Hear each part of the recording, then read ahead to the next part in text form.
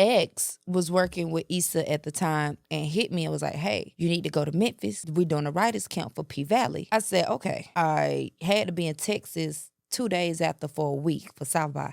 So I was like, all right, let me just get up and go to Memphis. Didn't have the money to fly and I had to take my kids, so we drove. Yeah, all three of them. We went to Memphis. I wanted to scream. So we got there, we checked in the hotel. I was like, look, my kids are older, so they were fine. Okay. I'm like, I'm gonna bring y'all some food from where we at. The studio was literally a 2-minute drive. We was at 4U Studio. So whenever I ate, I would just leave the studio real quick, take the kids some food, check on them, make sure they straight, whatever we needed to do, go back to the studio. I talked to this girl named Taliba. She's an amazing artist. And I'm like, right? And I need to be on the show, not thinking nothing of it. So she like, the opportunity in the room. When she said that, my mind was just like, everybody's like, you need to talk to Katori, talk to Katori. So I'm like, all right, where's Katori? I don't see Katori till literally like my last day being there. I get Katori my whole life spiel. Didn't hear nothing from them for a while. Felt like I completely embarrassed myself because I told this lady everything about me. A few months later, I was laying in my bed and I got an email and they were like, we heard a bunch of great things about you. Katori and Ian couldn't stop talking about you. We want you to audition for a one-off. I auditioned. Didn't hear nothing back for a little bit. So then they finally emailed me back and was like, hey, we want you to audition for this new role. She'll be a recurring role. Her name is Elaine, da-da-da. The briefing of the character, I was like, oh my God. Like, I don't know. So I went back and forth a little bit. Did it, killed it. They emailed me back in April, on April 22nd, and they were like, we want to hire you. They told me how much I'll be getting paid. I'll be working with them from April until we wrap in November. And now I'm one of the new co-stars for P Valley.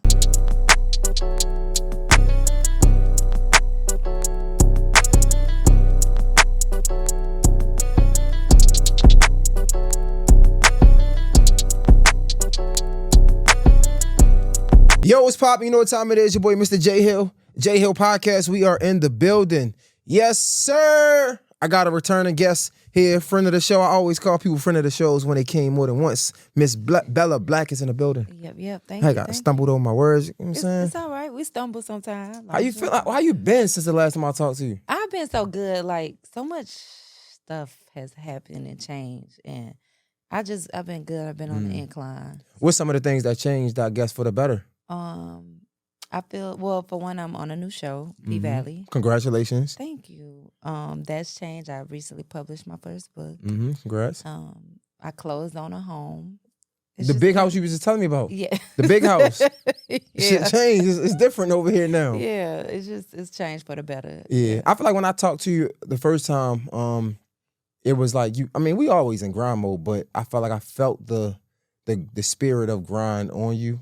Right. Like, it was like, man, I'm out here I'm grinding. You get what I'm saying? I felt like, I say this all the time. It might be, my audience probably getting tired of it, but me and Seti Hendricks was talking about this, like being in the middle as like being a creator, artist, or whatever, and like how that being the most frustrating part. I remember when I was talking to you, I kind of felt that from you. Absolutely. How you feeling now? I feel like I'm still getting there. You know what I'm saying? I feel like it's a forever journey. You know, I think Nipsey said it best. You know, like it's definitely a marathon. So like, with me accomplishing stuff, you still want to do more. You still working. I feel like it's so much going on because the industry is changing so much every day, from the artists to what we consider talent to just music, and you just gotta continue to fight to like remain yourself in the midst of all that, and 100%. not to try to like, you know, switch who you are and what you're doing, but know how to adjust where things need to be adjusted at, if that makes sense. And so just that is, you know, just kind of a little. My friend got a saying from back home. He always said like, adapt or retire. Yeah. Like you gotta adapt, but again, like you said, not adapt so much where you can't recognize yourself when you look in the mirror. Yeah, absolutely. What do you think is some of the I guess before we get into the P Valley and stuff, like when it comes to this music, what are some of the changes that's being made in the industry that you're noticing that you feel like you have to like get used to? I don't really know per se, but I can tell you, I feel like a lot of the artists now are more free. Free in which way? Like, I feel like they're just like going and creating. Like they're not trying to overdo it. They're not trying to overthink it. They just going and they just like, y'all gonna get what I give y'all. Okay. Do you think that works? it works for them. Okay. Yeah, I feel like it's working for them. And I mean, I think it works. Mm-hmm. And I adore that because I be looking like, I wish that I could just go in and be like, or whatever. But I'm such a realist, and I just want to like talk about my story and want to impact and influence people. And I be wishing like, oh, I wish I could just go in the studio and do one take, or go in the studio and, do certain things. I really love it. I love to see where it is. I just feel like it's just something really dope. But I can spend days on a song, trying to perfect it and making sure that each word and each phrase and metaphors and triple entendres and things like that are exactly how I want them to be. For me, I look at it as a sport. And I'm very competitive, not with each other, but with myself, and beating out like that version of me, or I have these different levels of myself that I want to hit. And so I'm constantly working on those things. And I feel like with the industry, not everybody, but a lot of the artists, they ain't even thinking about that. They just like, whatever, I just want to make some music, have fun, do whatever. It ain't even that deep to me. And I really, really, really love to see it, because I be like, damn. Just let me go in here and make some shit. When the last time have you done that, though? I tried it before, but I don't like it for me. I was going to ask, it seems like, especially for people that's been doing things a while, we have this way of like wanting to do it our way, or wanting to be our authentic self. And I'll just be curious, like, have you ever seen where that can get in your way? Absolutely. Absolutely, all the time. Literally this morning, I was just like sitting there talking to God, like, allow me to get out my way, like, because I know that, again, with me being such a perfectionist and wanting shit done a certain type of way, like, I know that I can get in my way a lot. I want to be able to just be more free and just release, because I feel like with my music, I need to, with anything that I'm creating, I just need to release and just try. Try new stuff. And like I said, I went in the studio and I tried the like punch in stuff and all that. And maybe if I keep trying, because I only tried it a few times, then I'm pretty sure I'll get better at it. But just as far as like wanting everything to be right and perfect, that's something that I just be like, God. And I be scared sometimes to ask to be released from that, because I be worried, like, what if your music sound like shit? So, yeah. Yo, I'm not going to lie to you. One thing somebody told me that stood out for so long, actually, shout out to his name, is Ian Schwartzman.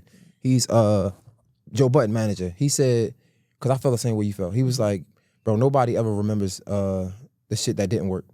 Right, absolutely. And that inspired me to like continue to create, because it'd be times where I feel like I get in my own way, especially when it comes to like creating. And I just had this conversation earlier about how I've had success in certain areas that now I feel like I'm a slave to it. So now I be scared to create things, because like, if this don't hit, I don't want to look like a failure. And it's like, bro, if you don't just do the shit, just do it. Yeah, so now I definitely understand that. But I mean, shit, keep working at it. My question, I'm curious, as far as your music career, what would you name this place in your career right now? If you had to name this area, what would you name it? Star. Star? Yeah. Why Star?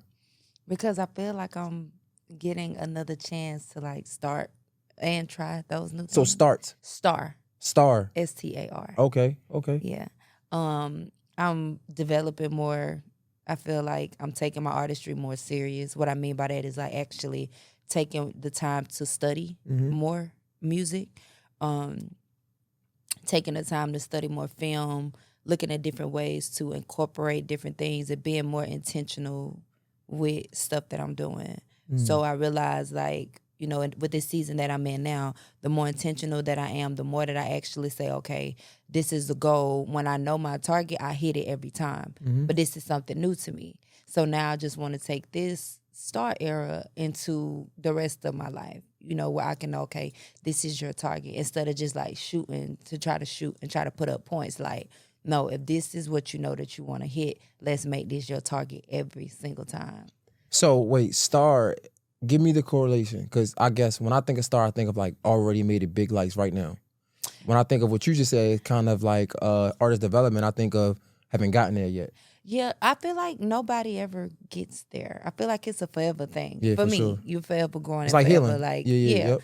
So again, like with the whole star thing, I feel like a star is just a person who is ready to grow and to continue to get bigger and better at everything that they're doing at every aspect of their life. I feel like a star is a person that realizes like it's okay for me to look like this, it's okay for me to do that and not allow things to hold them back. And that's what makes someone a star. Okay. All right. So. I like that. Yo, one thing that stands out about your career is this TikTok thing, but basically the versatility. Right. You as an artist, right? So I feel like on TikTok you big into your acting bag, like Absolutely. you doing it like you're a whole different character over Yeah. there, right? Yeah. And of course you now doing P Valley. Does that ever get in the way of you wanting to produce the music that you want to do? With my TikTok, I wouldn't say that it gets in the way. I don't think it get in the way. I just feel like in my head when I was first getting into music that you chose your fan base, and that's not how it works. Your fan base will choose you. And so I don't really think it get in the way. I think that I get to show myself more now, which goes back into the star thing because like I used to be shy to get on, to do interviews, to talk to people, to say certain things on TikTok or do certain things on Instagram because I feel like people on TikTok understood me more because I was so country and so down to earth and so like real. I'll get on there with no wig on. I get up there looking crazy, fresh out the bed, fresh, just normal type shit. And I feel like that's why I was so much more comfortable on TikTok, where I could be more versatile and could be myself because I was looking at Instagram and seeing how a lot of stuff over there was more polished and put together. And it was times where I wasn't as polished as I would want it to be or put together or knew the right way to pronounce shit because I'm country, you know what I'm saying, or say things that people wouldn't quite understand it. So I really think that me being versatile on TikTok really helped people to receive more because they really get to know the person behind the music. Okay. Yo, you said something about when I first came into this, I thought I chose my audience, but your audience chooses you, Yeah. like he found you. Expound on that for the people. Like, what does that mean, and how have you learned that? So the way that I learned that is because like watching. So what I mean is like I would look at people, other artists, and I'd be like, damn, why is this not my fan base? Or I would want the certain type of people, to be fans of my music. I would want those type of people to do the TikTok dances or to be at the shows or dress a certain way like this. And I had to understand that that's not who your music is resonating with. Like you can't go and try to perform at a high school when you make a music about grown woman shit. Like not even sex, just being a mother, struggling, going through things. They can't relate. They don't understand it. And so I used to hate when I will never forget I was talking to labels. I would not mention their name. And they were like, and big labels. And they were like, well, who's your target audience? So who's your target thing? And at the time I didn't quite understand it because again, like I said, I was trying to market to a whole nother thing, a whole nother crowd of people, but I had to sit out and look at not the city, not the state or the country where people from.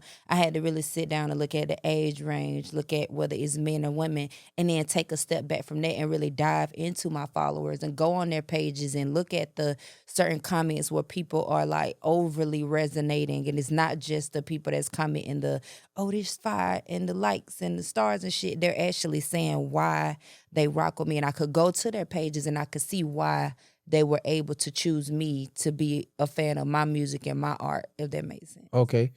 Use me as a guinea pig for a second. So I'm curious, how do artists, and I'm gonna go into it a little bit after I ask this question, have you figured out have you unlocked the door of being able to get somebody from Instagram to iTunes? Almost, but I don't really push my music much on streaming platforms. Okay. So I do more of a direct To sale, consumer. where my fans that are not just surface fans, but my like diehard real fans will go to my website and pay Okay. $15, $20 for a song, $30 for a song. How I did that was going through those comments, reaching out to those people, every single person, literally creating a more personable relationship with them, DMing them, talking to them, asking them like, hey, do you want to sign up for my fan club? You want to join my fan club? This is what goes on in the fan club, blah, blah, blah. People say yeah, or they say no. They say yeah, now I have their information. The way that I have my fan club set up, you have to put your email and your phone number in. So I'm actually hopping on the phone with these people and also sending them emails every other day about stuff that has nothing to do with my music. Just, this morning, how about I got in a car wreck, or how about this happened, or damn, how about the kids was late for school today, just wanted to check in, making sure you're okay, and making it a personal message between me and them, just so that they understand you guys are a part of the journey. Mm-hmm. And then when it is time for me to release that music, I reach out to those same people on a phone line that I have, which is, a regular number they can call, FaceTime, whatever. And I just, hey, I just want to let you know, I just released this single. I wanted you to get it early. You could pay what you want for it. And some people will go and pay what they want immediately. Some people go and do it later. I got people that paid $300 for an album. I got people that paid $12 for an album. But my way of like bringing them over to my world was actually reaching and grabbing their hand and walking them over to let them know, because social media only shows a certain percentage of people your posts anyways. So if they're giving you the platform, you have to dig into that stuff and treat it like you're going through and you're weaving out those people that are only going to stay on Instagram and those people that are going to follow you, and you just build that community by grabbing them one hand at a time, which is a lot of work. It's a lot of work, but I'm not even gonna lie, you just turned this interview into a 180. I'm so interested. Hold up. How did you get into that? Like, what made you get into that? Well, my boyfriend. So this is something new? This is something new. Okay. Yeah, because I didn't understand it at first. Okay. Now, when it came to that part of the fan club, but before I started dating him, I had my own fan club on Facebook. Okay. So the hard part was bringing people from TikTok, because that was my biggest platform at the time, bringing people from TikTok to a group on Facebook, and then them willingly cash apping me, because, I couldn't do it wasn't a way for me to accept payments on Facebook at the time. So they would just cash at me $10 a month. I only had one tier at the time. And they just cashed at me to be in there. And I didn't send no friendly reminder, nothing. I just posted in the group, hey, y'all, dues are due. That's what I called them. Dues are due this day. Whoever paid them, whoever didn't. When I was telling my boyfriend about it, he was like, hey, you need to really look into creating another space outside of social media where you can control your own, because if your Facebook gets shut down or your TikTok gets shut down, how are you going to stay in contact with those people? So I ended up linking up with this company called Rivet, and hopping on the phone with the people who actually created the app and the founders of the company, and actually telling them what I wanted them to build for me in the app. They built it within maybe like a 48-hour turnaround just for me. And we were able to really, really zone in on those people. Again, with their phone numbers, email addresses, being able to reach out to them, call them. So then I took it upon myself to study how Rivet did it, mesh that with Even, which is another platform that I use. And I studied their system, and then I learned with the help of ChatGPT how to integrate that within my own website. And so never went to school for coding or none of that. It took me about 3 days, and then I just meshed what I studied from Rivet and what I studied from Even and put it together and made my own on-demand direct to consumer delivery thing and put it in my website. You using WordPress or Wix or GoDaddy? Like, what do you use for your website? So I got two, because I got two separate websites. So one of them I use GoDaddy and the other one I use Squarespace. Okay, all right, that makes sense. Yo, but on my GoDaddy I was able to really incorporate that by retaining the information, but also going in and connecting my Stripe account, and then going in with my Stripe. It's so much. Going in with my Stripe and then creating a Google Drive, and then you got to have a thing called a J-hook that you have to have, where as soon as somebody pays for something, it automatically delivers the downloadable product to them, which is how I got the pay as you want. But again, with the help of chat and using it, because I probably would have paid an arm and a leg. So your boyfriend got you into having people pay what they want? Yes, he kind of introduced me to that. Okay, because I asked that because there's so many people we see promote that. We got Russ. I don't know if he promotes the independence, but I see La Russell all the time, like with even paying what you want. My first person saying it was Nipsey Hussle. But a lot of these people, I hear them talk about it, and I'm wondering why haven't you spoke about this, or have you? I spoke about it. You know my biggest thing? What? I don't post a lot of stuff that I do. Yeah, that's what I'm wondering. Like, I posted in my fan clubs though. Okay. So, I don't post like a lot of interviews I do, a lot of stuff I talk about. I do so much stuff, and that's something that I gotta get better at. I be posting it in my fan club. For them to see and for them to get those jewels. But I talk about it a lot. When I tell you a lot, I talk about it a lot. But that's another stream of source of income. Yeah. Like teaching people what you just learned. Yeah. Because now you know it took you 3 days. Now somebody can pay to not have to take 3 days. Yeah. You get what I'm trying to say? But now that's super interesting. So what I was going to originally ask you is, me being a guinea pig, is, so I see your content online and I think it's super dope. But I've never I never took the step to go off of this freestyle to listen to the music. And I'm wondering, like, is that something that that you get a lot, that you see a lot, and is that frustrating? It is something that you see a lot. And I can't allow or say that it's frustrating because, again, you just got to go through and filter those people and find out which ones are going to go the extra mile. And I feel like streaming is for people that's not going to go the extra mile. But you do got people that'll be like, all right, because Instagram added this new thing where you could just tap and add it to your Spotify, which is a dope feature. That's hard. Damn. Yeah, they just added that. So social media is actually like trying to build more for artists and making it easier for people to find the creatives just as much as they are the content creators. I study that stuff too. But yeah, they actually got it now where, like, if you go to any song, as long as the song is registered and put out, then you could just hit the button beside the sound, and TikTok, Instagram will take you directly to the song. Damn, now on that's Spotify. fire. So that I've actually seen a growth into that part. But to answer your question, it used to be very irritating and aggravating, but now I don't really pay it much attention because I can't. I just got to keep pushing and keep doing it. And those people that are willing to be like, all right, let me press this button, they are. And then the people that's not, you're going to find me in your DM. Okay. So, I asked that because I'm like, man, do you put out more freestyles? Because again, I don't know if I haven't just been looking, but at one time I was saying you do mad freestyles and it'd be dope. Like, I'm like, damn, she fire as fuck. But it's like, all right, now gotta listen to the music. You get what I'm trying to say? But nah, that's dope. Talking about the business side of this stuff, right? Like this entrepreneurship side of being an artist. I feel like a lot of people overlook that part. Like it being a job, actually. Like it being work. Job. I have one curious question before we go into it. So many people focus on being this famous rapper. Absolutely. But it's so many people who aren't as famous. It's so many people who we deem that fell off that still make a lot of money in the business of making music. I was wondering, if you did not become the next biggest artist in the world, but you made good money from it, would you be okay with that? Yes.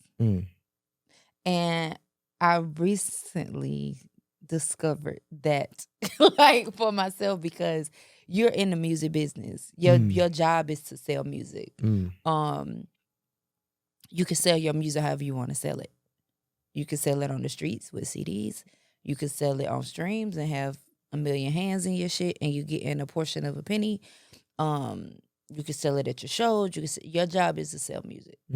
And I used to have the dream of being the next big so-and-so. We all did. Right now, I just want to sell my music, do what I love, make money from doing what I love, and not be so in love with the idea of this fantasy, because that's, to me, is what makes it go down this spiral. Because that's the conversation. It's like it makes it go down because you're constantly chasing this dollar on a stick, and then you got all these people that it's crazy because they're telling you how to run your business with nothing invested and telling you that your business isn't enough. Well, you don't have enough streams and you don't have enough this.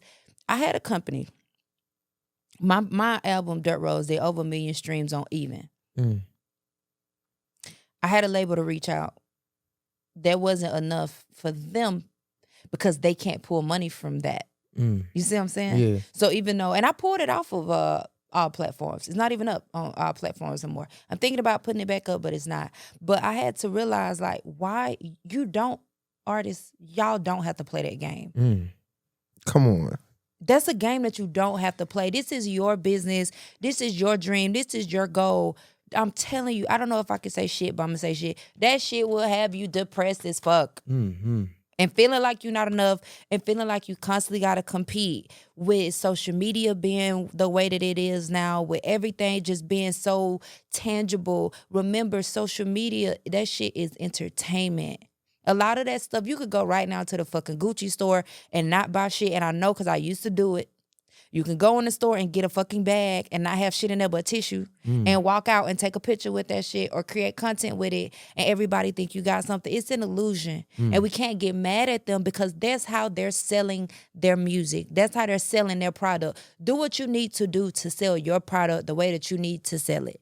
And that's like the best advice that I can give anybody. Like, sell your shit. Even if you got 5 people that you selling it to, continue to sell it to those 5 people. Find ways to make that 5 people 10 people. Find ways to make $500 off of those 5 people. I always tell people, I got this new thing that I was talking to you about called a girls' room. We did our first meetup the other day, and I told them I had to sit down with myself and create a vision map, not a vision board. And I told them this activity is going to make you very uncomfortable, but you got to do it. But they cried. Some people couldn't finish it. I was like, good. That means that you're doing the right thing. And God just told me to sit down and do it at home. I suck when it comes to vision boards. A lot of vision boards, people put these mansions and these cars, but they don't even put the fucking process that it takes to get to that shit. So that's what made me create this thing called a vision map. And what I did was, on my left side, I put my government name and I put out my real life shit. My bills, the kids, gymnastics, car notes, football, basketball, insurance, mortgage, all of that stuff on there. How much money do I need to make a month? How can I get that? How can I get this? This is my map. This is what needs to be secure every month. Then I went on the other side and I put Bella Blaq. And I put how the things that she is monetizing. You know something that you got to realize about your business and personal? Both of them motherfuckers fluctuate. Your light bill not going to be the same this month as it do next month. Your insurance going to be the same. Your car note, Lord's will, mortgage, sometimes it changes because taxes. But you need to know that stuff on your business side, that shit going to fluctuate because you're depending on other people's money, the economy, and things with other people. So I got a list and I put down ways that I'm monetizing my Instagram. And I also broke it down, not just by social media. Okay, how are you monetizing on your Instagram? How are you already monetizing on your Instagram? I'm getting paid by carousels, lives, gifts, blah, blah, blah, whatever. Okay, and then what else? Now on your Meta, on Facebook, how are you being monetized? Stars, in-stream ads, bonuses, this, that, and the third. Breaking it down. Then on my TikTok, live, gifts, this is that and the third. Then I went on further to say how else I was monetizing on these different social media platforms. Then I went and said, okay, now what are these other ways that you can be monetizing that you're not?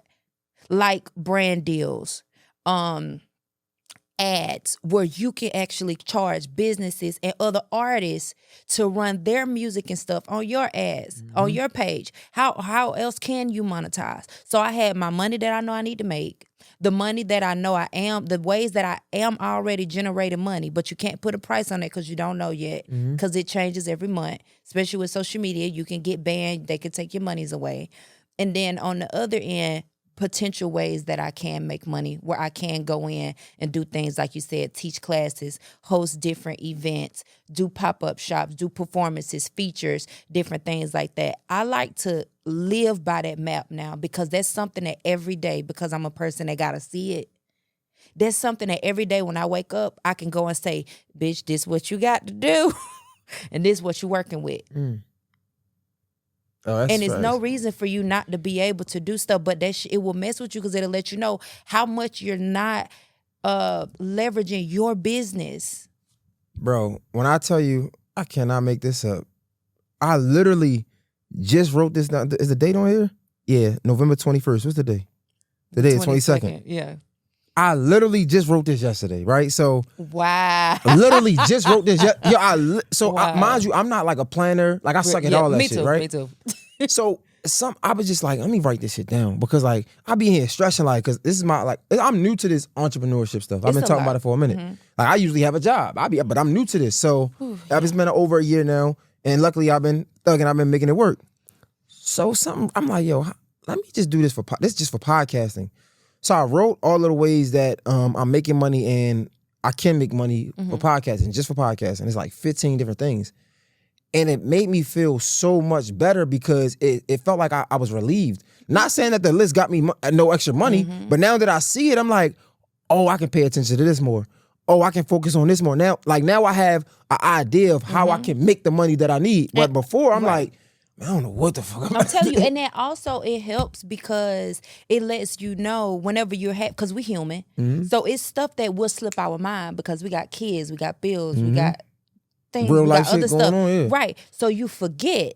So if you got that map and you like, fuck, I can reach out. I can hit Bel Air, I can hit so-and-so. Let me reach out to all these millions of smaller companies, smaller than them. Oh, you could do product placement. Oh, while we doing this, prize picks. They don't even try to make that shit look. They be like, oh, in the middle of an interview, oh, do you know you can do this? That shit ain't free. Nope. You could do the same thing. Yep. Yeah. And it's crazy because like you said, going back to the question, right? At first, when I first got into this, it's like, man, I want to be the biggest podcast in the world. And then it's like, man, shit, if I can pay my bills Come on now. from what I love to do, I mean, all right. Everybody ain't gotta know me. Long as that bank account know me and that card don't decline. Facts. So it's like, nah, and I wanted to talk about that because like that's something that so many people overlook. It's like, yo, let's not overlook the business in this. Like, don't spend so much. Like, cool, be creative. You know what I'm saying? Because that's what bring the people. Absolutely. Do what you got to do, but don't overlook the business aspect of Please it. don't. And artists also don't forget syncs. I'm telling you, I think my highest sync was maybe 13,000 or 10,000. One of the two was 10 or 13,000 for a song that they used for maybe 30 seconds, y'all. And I actually had a conversation. Explain what that is. So syncs is, like when they use your song for like commercials or in movies, TV shows. Placements. Okay. Sync placements. You can be a sync artist and be making more money than your favorite, most famous artist. And you ain't got to be signed to a soul. Oh, shit. Luckily, I lucked up with my first few sync placements through Issa's team and Eric from Ray Radio. I love you, Eric. Shout out to you. He ended up finding me on YouTube. And at the time, I think the video probably had 500 views. Damn. Maybe. And that was a seed that I planted years. And it ended up being able to be synced. And now I think I'm maybe 10, 15 syncs in. Wow. But, y'all reach out to those people. Get on IMDb. Look at the end of the credits on these movies. Find out who the music supervisors are. Reach out to these people. Just reach out. Because, that's what I'm saying.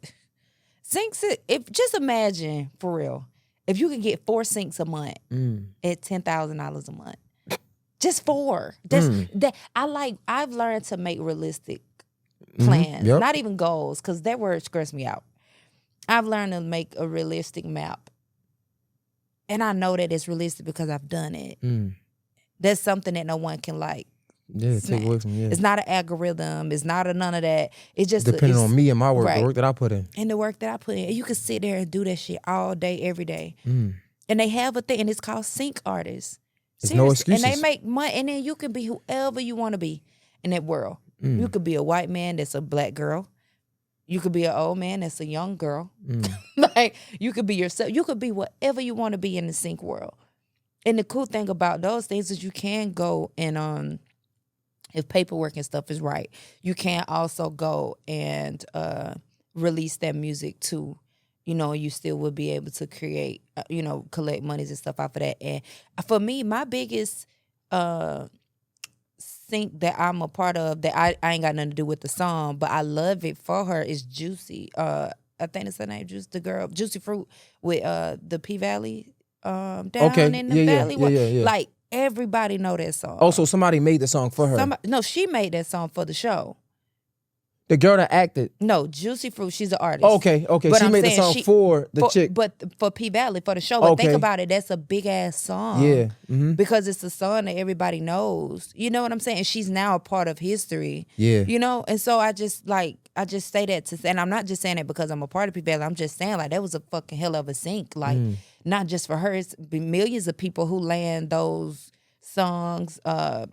50 Cent, the song that they got with Power and all of those intro songs, like those are syncs and placements. That's crazy. You keep dropping game.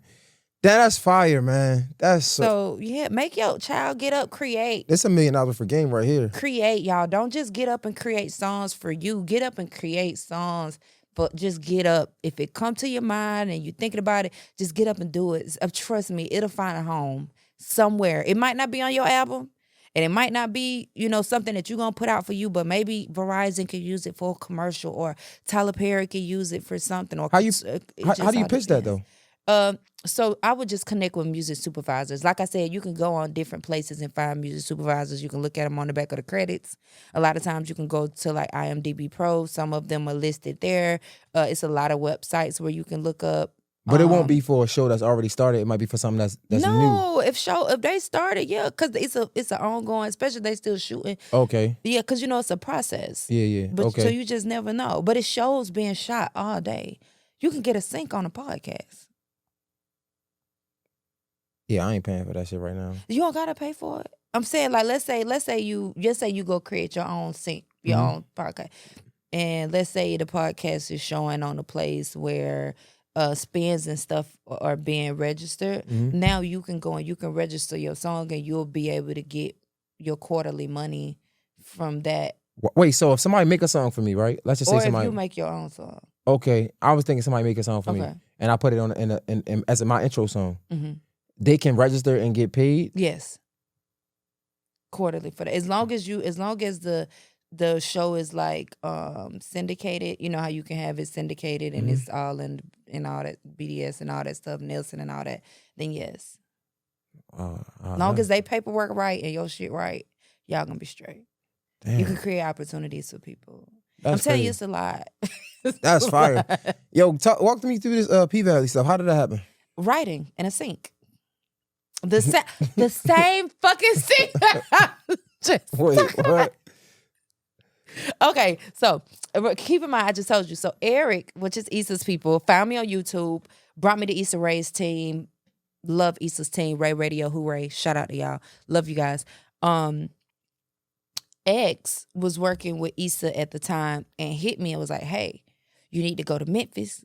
We're doing a writer's camp for P Valley music. I said, okay.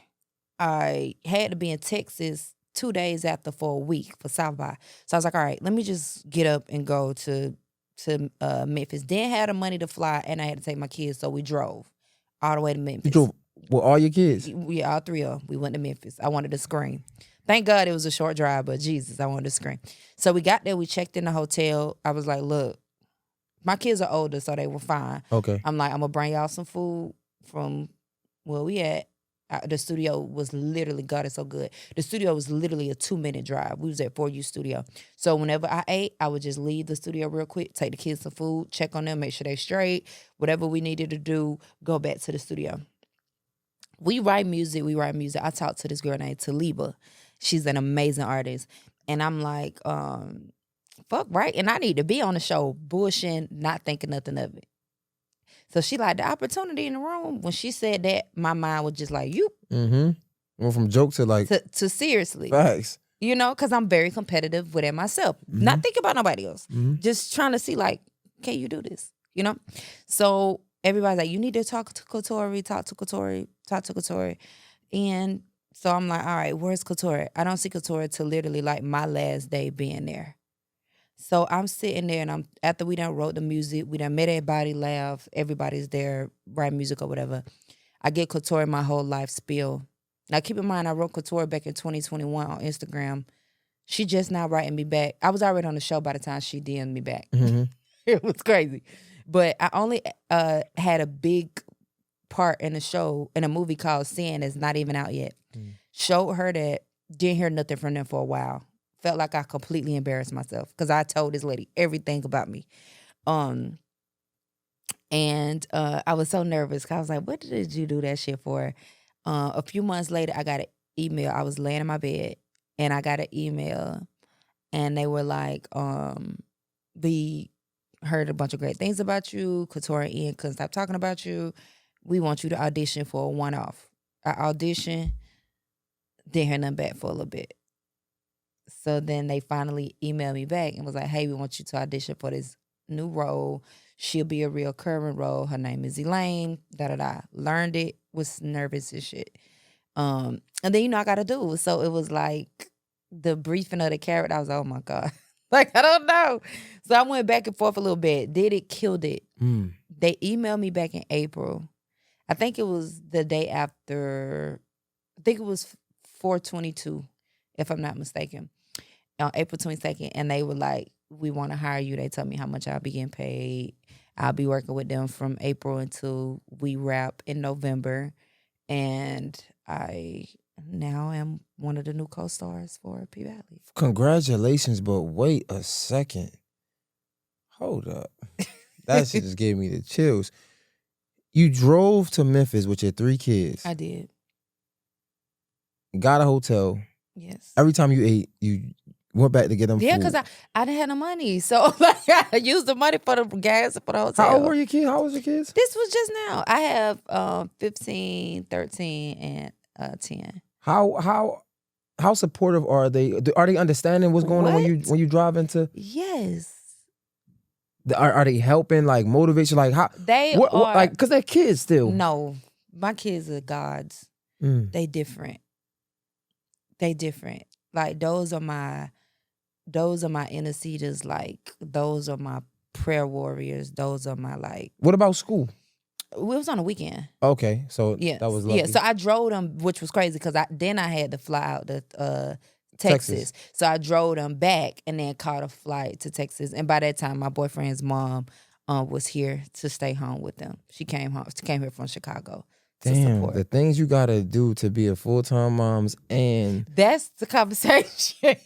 Like, damn. But, yeah. And it was just scary. And then like the last day, I just brought them with me. Like I brought them to the studio with me. I was like, just come, because I wanted them to see it. I wanted them to see the grind. I wanted them to see like what comes with this stuff. And also, with me, I was a teen mom. You know what I'm saying? So I wanted to show my kids like, they seen the ugly, y'all get to see the good, you get to see the grind. I really love my kids. Like, they are the most supportive, understanding children ever. They're the most supportive, understanding kids ever, and they understood. And again, like I said, the hotel was only 2 minutes away. So I just drove back, poop, came, check on them, came back. Every so often I would just go back and check on them and stuff until I brought them with me the last day, because we were there for like 2.5 days, almost 3 days. If you can, looking back, and if you had to take your time. Like, what does it mean to be a mother, but full-time, like, artist, to see these things go good, to see these things go bad, to see the times where you gotta miss opportunities, to see the times where you gotta make things, create opportunities? Like, what does that mean? It's a lot. It's so much that I quit every day.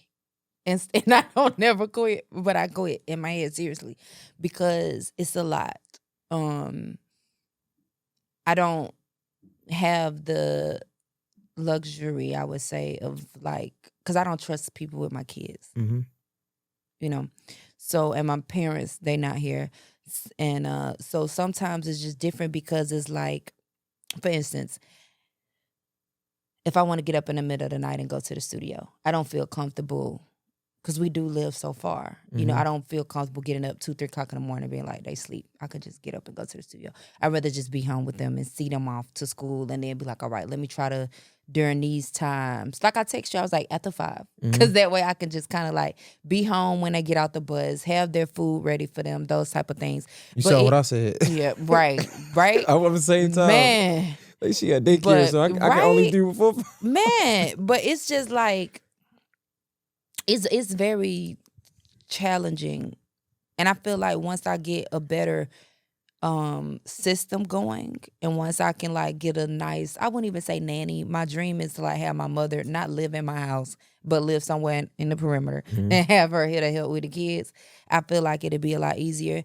But it is times where it is frustrating. I remember I think it was last year, Art Basel last year, if I'm not mistaken. Or maybe it was, I can't remember. But anyway, we were there with Kanye. And me and my boyfriend flew in because, he, has done a lot of things with Kanye. And so we flew in because Kanye was dropping Vultures, him and Ty.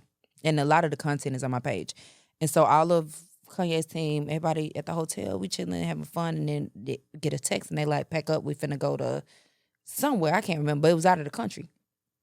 So I had to fly back home because I had to get back to the kids because my babysitter at the time had other stuff to do.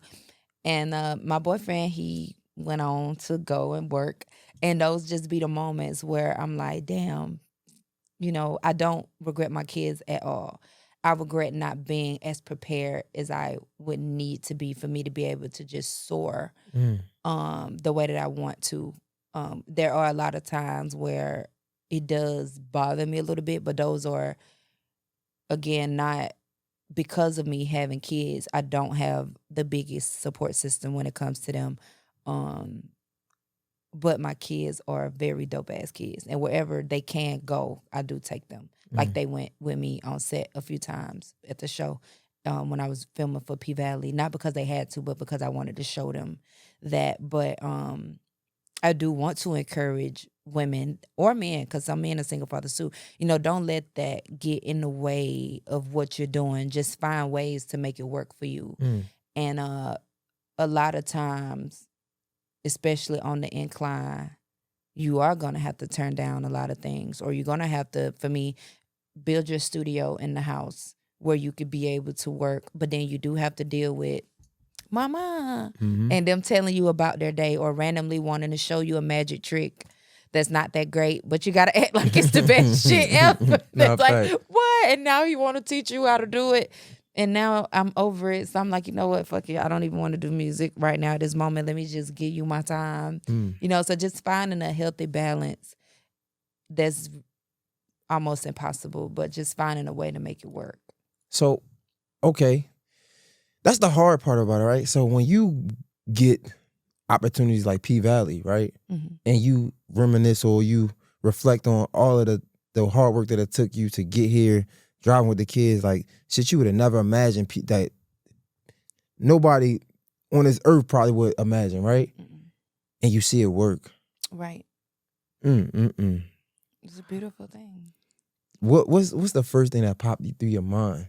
It's like, damn, man, this is for me, I'm still processing it. But one thing that I'm so grateful for is that, like, I made a way to do it. And that God allowed certain things to be put into play where things were able to go just as well as they needed to go. Funny thing is, 3 days after I got on the show, my car was totaled. Keep in mind, I live like an hour and some change from set. So they couldn't get me to and from because I technically wasn't out-of-town talent. So, and you gotta be there like 5 in the morning. Call time. We were there early as hell some days, late some days. It was just challenging. But I had people that I didn't even know would do the type of things that they were doing, like getting out of their bed for me. And I'm living an hour from them, then we're an hour from set. So they had to leave their house at like 2 in the morning to get to me at 3 for me to be on set at 4. But God just really did build those warriors and that that team around to protect and to make sure that I was able to do what I needed to do to get the job done. And when I tell you everything was flawless, I went through a lot of stuff, but it just didn't mean that much to me because I knew and I realized like you have to release. And I always have made this promise to God and always to my kids that like whenever an opportunity that I deem is like my opportunity, I will do whatever I need to do to make sure that it's complete. I can honestly say that P-Valley was one of the first things that I felt like was my real opportunity that could not be snatched away from me. I knew it was for me and it was something that I took. It wasn't given to me. I wasn't the only person that auditioned for the role of Elaine. I wasn't the only person that did that. I took that. And I had no mercy about it. And I have no apologies about taking that from nobody. And it's just something that I encourage people to do. Get okay with taking shit. Get hungry with it. And just know that everything that you need to do to be able to complete that task, you're going to be able to do it. I never felt like that about nothing else. Even with my music, it's always gone, for me, felt like it was a middle person in a way. It was always an algorithm or a label or A&R or something saying you're not good enough for this or this is not going to work or that's not going to work. With that show, I ain't feel like that. Yeah, you never get emotional just thinking about those things because, nigga, there's been times where I'm trying not to cry now. Yeah, I'm like, I want to cry for you because it's like, bro, do you understand how good, like, God, like, man, people talk about the negative shit all the time, but man, it's times where things work out and when you least expect it, and it be like, there's no way. Like, it's no, like, you can't even explain it to nobody. It's like, bro, y'all don't have, all the odds was against me and look at me now. Absolutely. It's like, that shit, man. And it's just, crazy. it's crazy. It's just, like I say, I just be looking at it like, God, you know, what the hell? Because I literally... we were going through, like, you know, I had just bought my home. So when you just bought your house and then we had just got a car and the car that we just got, someone hit, you know what I'm saying? It was just like, well, damn, you know, you can't really, you know, your credit be fucked up after you buy a drop. After you buy a house. Especially when you barely get here. I was just getting into credit and financial literacy and all that stuff. Ain't nobody teach me that shit. Yeah. You know what I'm saying? So it's like, I feel like everything I do is hard. And people don't understand why I am so, like, I'm not aggressive, but I'm a very no-nonsense type of person. I'm quick to cut people out because it's like, bro, I know what the fuck I have to go through to get this shit done. Like, I don't have time to be playing with you. I don't have time to be doing these type of things. And I can honestly say, like, this year for me was a year of faith because I didn't have shit else.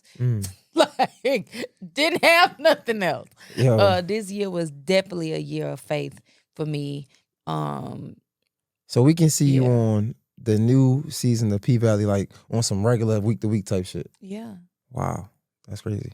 And the character name is Elaine? Yes. Who was Elaine? Is she a stripper? Is she a dancer? What can you tell us? I can't tell you too much, but I can tell you that Elaine is a character that if you know Bella, you know Elaine. I don't know. You be playing a lot. I don't know. Is she? I'm thinking about TikTok. Is she a homeless chick? I don't know. Like, I feel like it could be anything. Like, it could be a stripper. It could be literally any damn thing. Elaine is everything. Seriously, she's different. She's about her shit. Is she a dancer though? Can you say? I mean, can you? That's not. Say. Oh, whatever. But I can say that, you know, she works really closely with Roulette.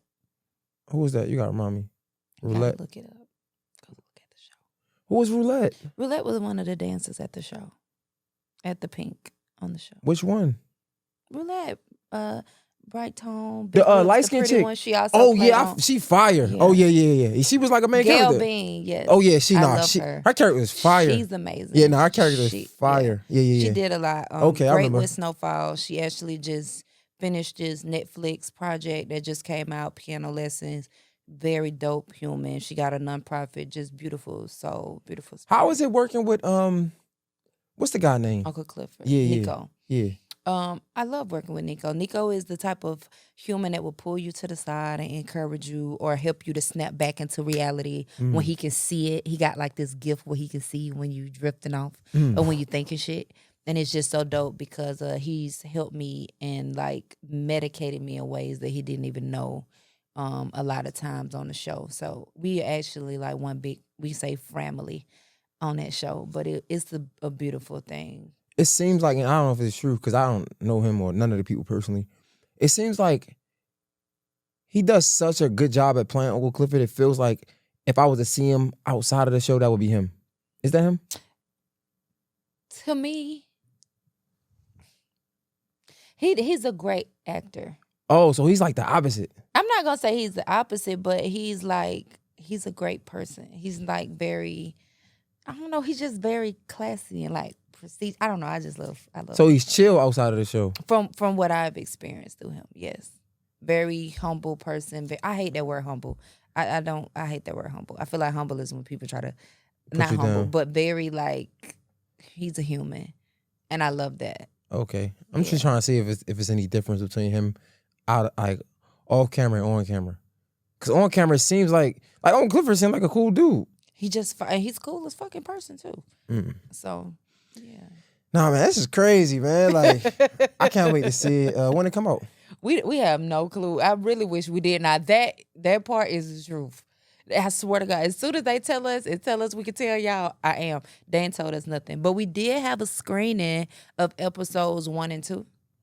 Oh wow, but that was for like the popular. It was people. just for us. But, it was for the cast and crew. And what I will tell y'all is that this season is gonna be insane. And we hear y'all fans fussing and cussing, but I promise you. What are they fussing about? Cause it's been a minute since we aired. But it's gonna be crazy. I mean, it's definitely one of the best seasons to hit the TV world that I do know, whether I was on the show or not. Yeah. Just what I know. From what I can remember, like it's been a while. I feel like the first season was crazy. The second season, because it was 2 seasons already. It was 2 right? seasons. The second season, I'm not really sure. I don't remember. I don't be watching. I be in my own little world, but I feel like towards the end, kind of got like just like, But I remember the first season was like, hands down, really good. I was like, damn, that shit fire. It's gonna be crazier. All right, man. What else, man? Is it what else you had going on that so y'all, I just published my first book called The Magic Inside. It's on Amazon. It's a kid's version of my life. It's a very short book. It's a motivational book, self-love book. But I use my store because I got a unicorn store for little girls in Dallas, Georgia. I'm a girl's girl. I have all boys, but my store is strictly for the girls. Is it brick and mortar or? Yeah, I got a brick and mortar. So You was running it up. What's going on? I need to learn some shit. God. The point of my store is to allow girls to be kids and just girls, as much as possible. Like I said, I was a teen mom. I feel like I didn't really get to be a kid as much as I wanted to. You know what I'm saying? As long as I wanted to. So the point of that store is, definitely for little girls to come in there. They get their hair done. They get their nails and stuff painted, chemical. We just do the regular polish and stuff. We do sip and paint tea parties, face painting, birthday parties. I do a unicorn ball every month. I have different sponsors that come out and support and take care of stuff for the kids. I have animal shelters that come and bring unicorns for the girls. It's just an amazing thing. And I use a lot of, things that go on in my store and stories that I take from the girls, meshing it with my own stories to like incorporate that into the first book because I'm definitely going to keep it going as a series. But it's an amazing thing. And then every Saturday, if I'm not busy, usually I will tell my kids on that Wednesday or Thursday. But every Saturday in my store, I do entrepreneur classes for kids. Wow, that's dope as hell. How do you think girls can just be girls, I guess? Just realizing that they don't have to grow up so fast. Being okay with, not trying to be like others that they see. Knowing that it's okay to be innocent. It's okay to, not be as advanced or not to hang out here or not to have a phone or to still be in love with baby dolls or unicorns, to still be able to dream and imagine to still use your imagination. I still use my imagination a lot. I still talk to myself a lot. I don't have imaginary friends, but I do, still allow myself to imagine and to use my imagination because that's my safe place. And so I encourage those babies to just come in and like just be you. And it's just a place where they come in. I don't allow parents in my store because I feel like they try to like, oh, don't touch this, don't do that. You say that for at home. Whenever they come in, they sign a waiver. If they want to stand right there, it's a little area they can stand. It's a we have a bar in the back because it's in the markets, where the parents can go and drink or do whatever, have fun, whatever they want to do. And me and those babies sit down and bond, or they bond with each other, and I get out the way and just put them in different rooms where they can actually network, talk, learn about different cultures and stuff in a free space where they're not being like, hawked over and told like this is wrong. That they just get to like be them and be free. And do you think, because you said like it's okay to be like just a girl and not have to grow up as, but do you think that's from your experience, do you think that's much of your control? Yeah. Your parents. But that's why it's important for you to find out what things that you could do to keep you sane in those moments.